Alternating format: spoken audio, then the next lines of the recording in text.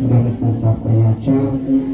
አሜን። የቸርነት ባለቤት ቸር አምላካችን ኃጢአታችን ብዛት በሰውነታችን ክፋት ሳይመለከት በቸርነት በምሕረት በይቅርታ ጠብቆ ለዚህች ዕለት ለዚህ ሰዓት ስላደረሰን ስሙ ለዘላለሙ የተመሰገነ ይሁን።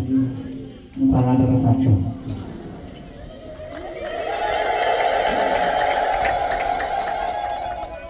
ወስብሐት እግዚአብሔር ጸባኦት ዘአትረፈ ለነ ዘርአ ከመ ሰዶም ኮንነ ከመ ገሞራ መሰልነ። አሸናፊ እግዚአብሔር በምስኪን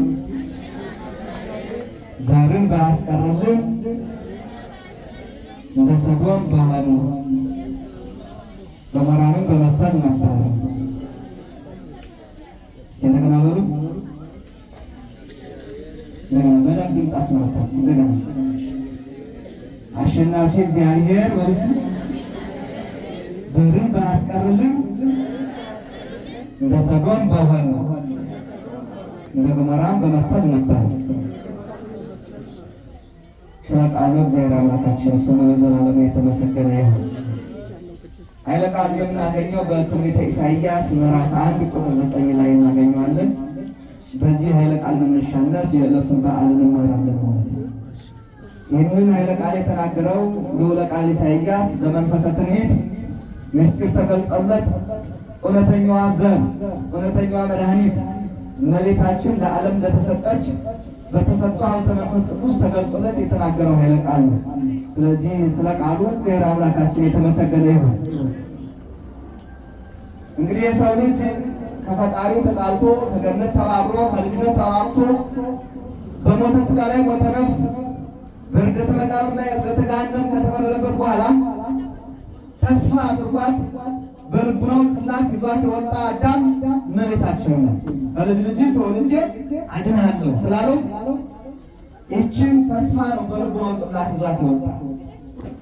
ስለዚህ ከአዳም ጀምሮ የተለያዩ አባቶች ይህችን ተስፋ ሲጠባበቁ ኖረዋል እና ይህችን ንጽሕት ዘር መርገመ ሥጋ መርገመ ነፍስ ያልወደቀባት ባሕርያ ያላደፈባት ንጽሕት ዘር ለዓለም ቤዛ ለዓለም መድኃኒት ለዓለም ድኅነት ምክንያት አድርጎ እግዚአብሔር የሰጣት ንጽሕት ዘር ችን ባያስቀርልን ኑሮ ሰዶም እንደ ገሞራ ሆን ነበር።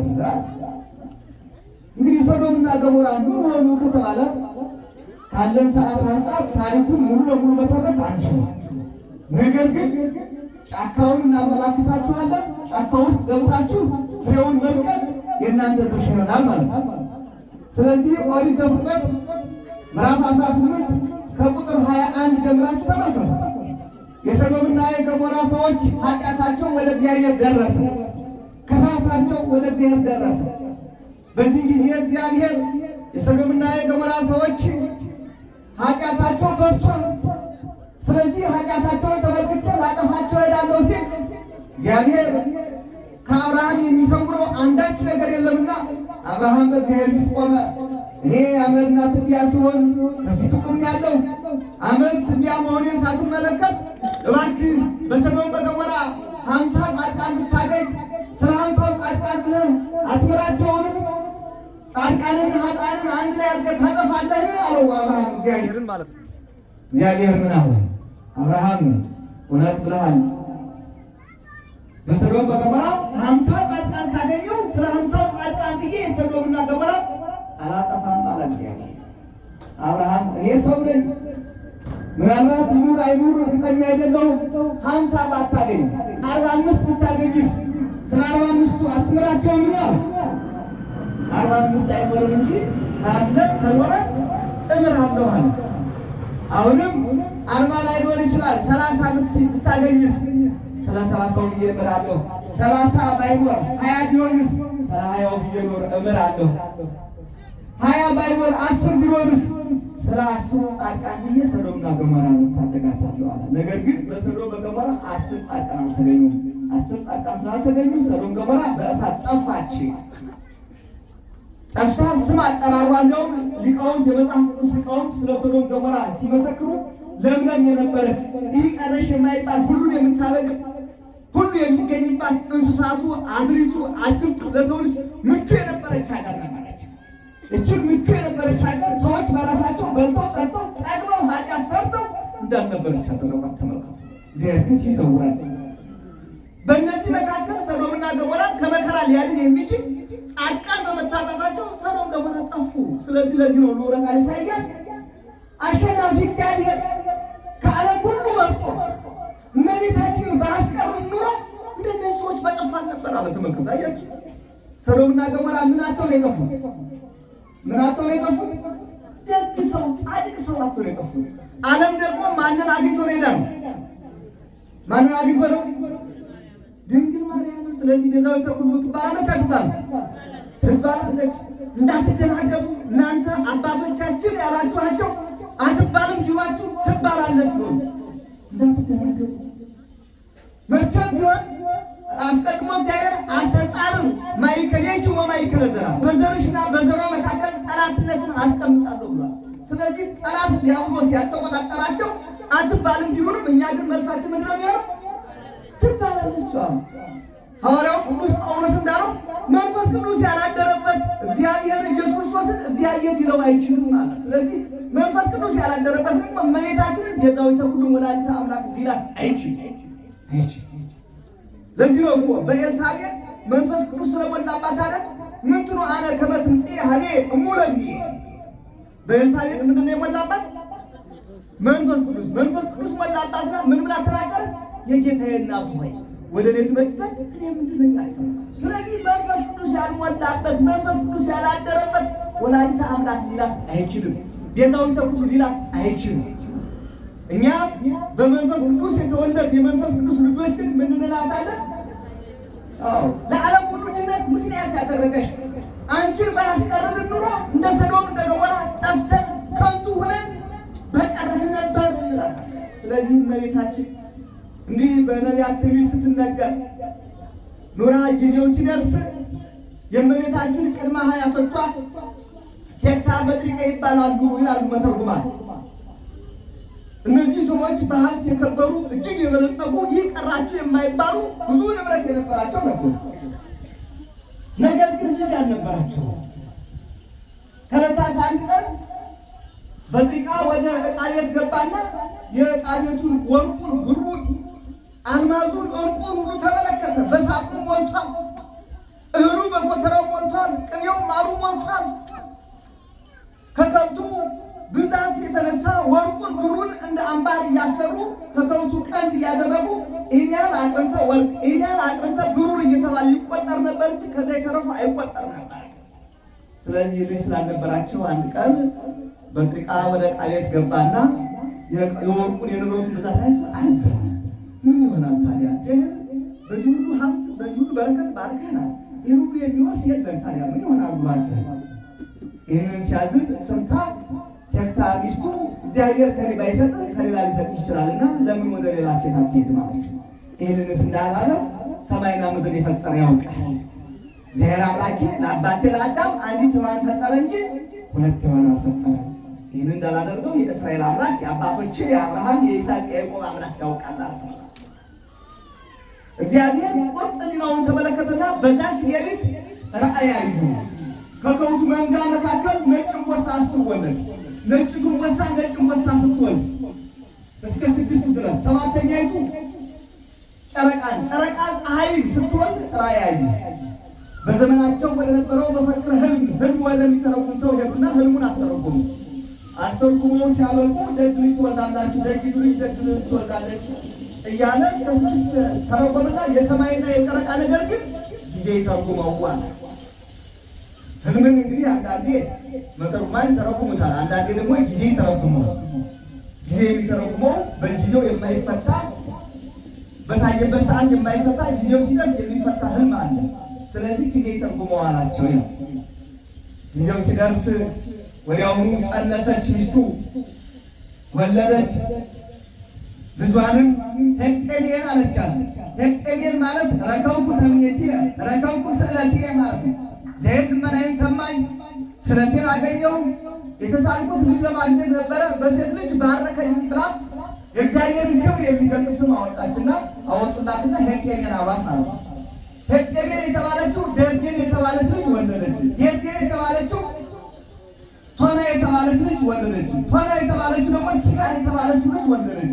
ሲጋር የተባለችው ደግሞ ሄርሜራ የተባለች ልጅ ወለደች። ሄርሜራ ደግሞ ማንን ወለደች? ሐናን ወለደች። ሐና ለአቅመ አንስት ስታደርስ ወላጆቿ ከቤተ ይሁዳ የተወለደ ለደግ ሰው ለሐና ለኢያቄም አጋቧት። ኢያቄምና ሐና ተጋብተው ሲኖሩ ምክንያት በዘር ወረደና መካኖች ሆኑ፣ ልጅ የሚወልዱ ሆኑ። ነገር ግን በዘር የወረደው ምክንያቱ ብቻ እንጂ ንብረቱ ሀብቱ አልወረደም ነበር።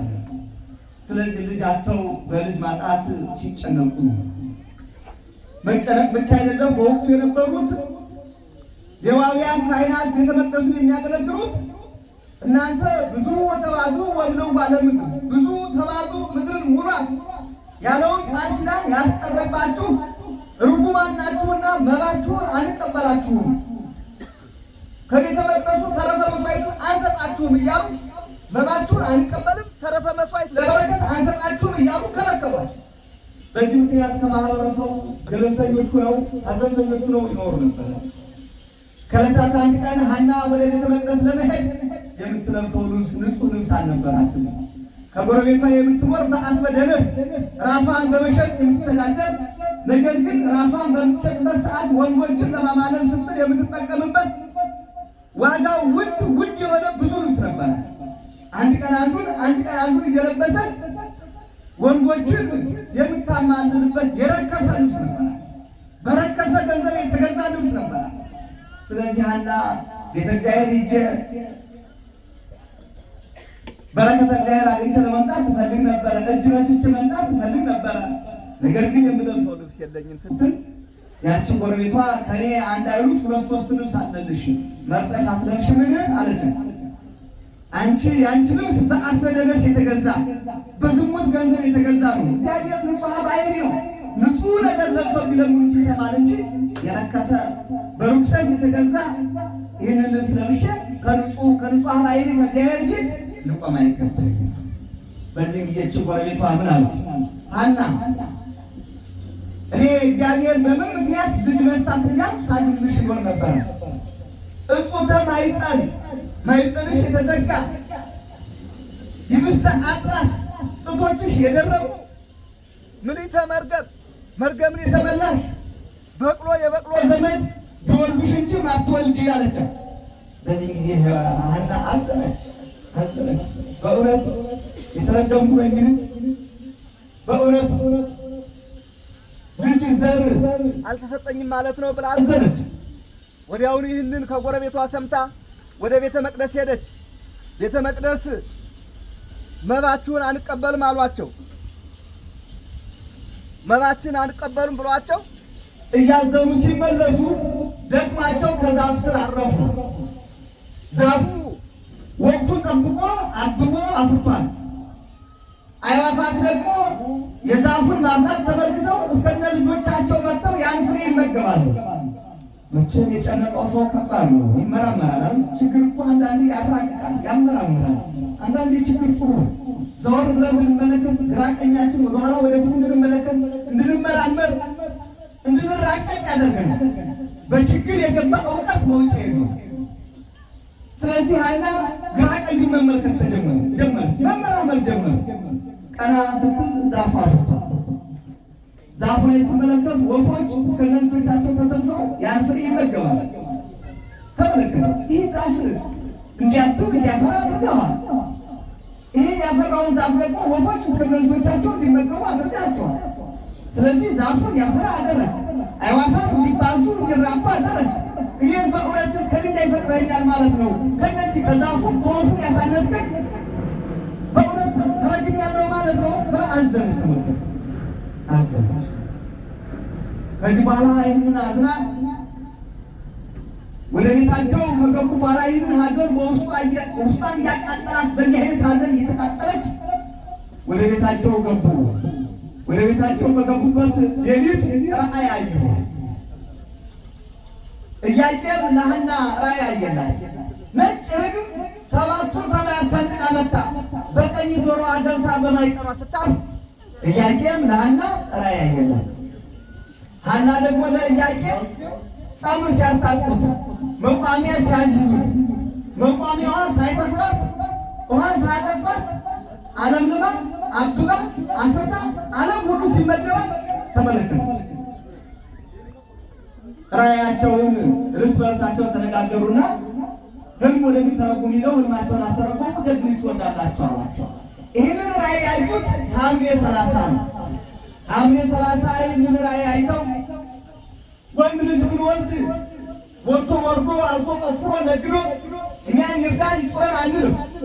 ሴት ብንወልድ ውሃ ቀድታ እንጨት ሰብራ ወጥ ሰርታ እንጀራ ጋግራ ትርዳን ትመግበን ትጦረን አንልም። ለቤተ እግዚአብሔር እንሰጣለን ብለው ስለተሳሉ ስለተስለው ነሐሴ 7 ቀን እመቤታችን ተጸነሰች። ስሙ ለዘላለሙ የተመሰገነ ይሁን።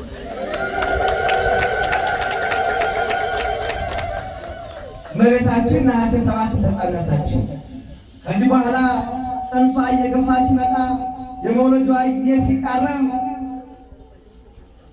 አንዲት የእመቤታችን ቤተሰብ የምትሆን አንድ ዓይን ያልነበራት ነበረች። መጣችና ሐና እግዚአብሔር በበረከት ጎበኘሽ መሰለኝ ብላ ማኅፀኗን ዳሳ የታወረውን ዓይኗን ብትነካው ዓይኗ በራላት ይላል። ስሙ ለዘላለሙ የተመሰገነ ይሁን። ይሄ ብቻ አይደለም። ያጎቷ ልጅ አንድ ሳምናስ የሚባል የምትወደው ወዳጇ ነበረ። ለሐና ሞተ ብለው ነገሯት።